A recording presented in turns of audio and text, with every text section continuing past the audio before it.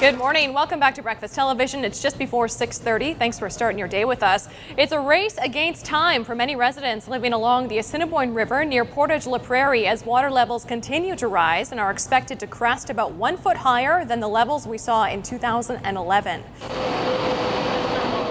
About 500 soldiers are on the ground in the province helping with sandbagging efforts, and many of them are in Portage La Prairie. About 100,000 sandbags are needed to protect around 350 homes as residents brace for the Assiniboine's crest near Portage sometime tomorrow.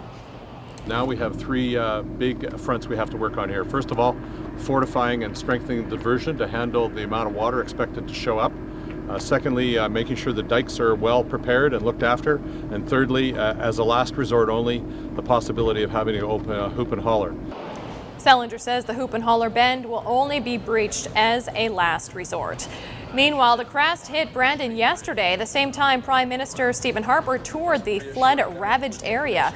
Harper said all levels of government are working hard to deal with the flooding, but didn't promise any financial aid beyond the disaster assistance Ottawa normally provides in emergencies. Another crest is expected in Brandon next week, but officials say it won't be as high. And if the flooding in Brandon wasn't enough, residents in the Wheat City saw a popular Chinese restaurant go up in flames Saturday night during a major thunderstorm. The house restaurant burned to the ground around 10 Saturday. The cause remains under investigation, but city officials say the storm is not connected to the fire. And stay tuned. City's Fiona Odlum is live in Portage La Prairie with the military this morning and will join us with the latest on the flood fight from there in just a few minutes. Winnipeg police are investigating after shots were fired in the city's north end. Crews were called to the 800 block of Redwood Avenue around 4 o'clock this morning and remain on scene. Few other details are available at this time. Meanwhile, police in Alberta are continuing to search a rural property just north of Calgary for a young boy and his grandparents who have now been missing for a week. Yesterday, police brought in a helicopter, a boat, and a dog to help search for 5-year-old Nathan O'Brien and his grandparents, Alvin and Kathy Lickness.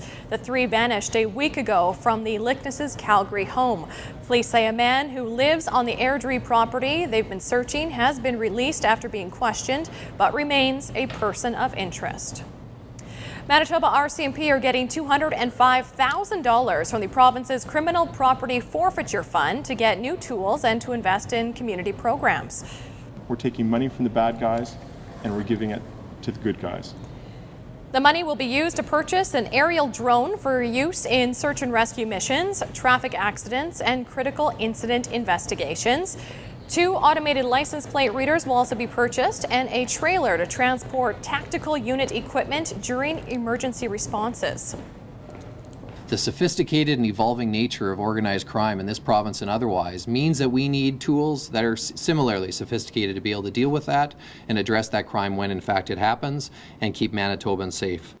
The government is handing out more than $1 million in similar grants throughout the province this summer. They've handed out more than $8 million since 2010.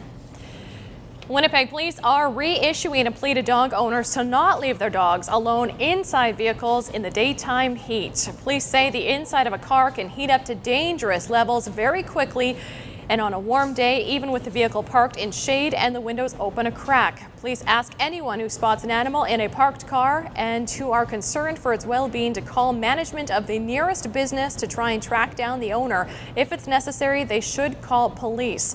On Wednesday, Dog Adoption Manitoba will unveil these new parking lot signs. They will be made available to owners and businesses of parking lots to remind people about the dangers of leaving pets in hot cars. The signs are being made in partnership with Save a Dog Network Canada. We'll have more news coming up at 7. Right now, we'll check in with Jenna.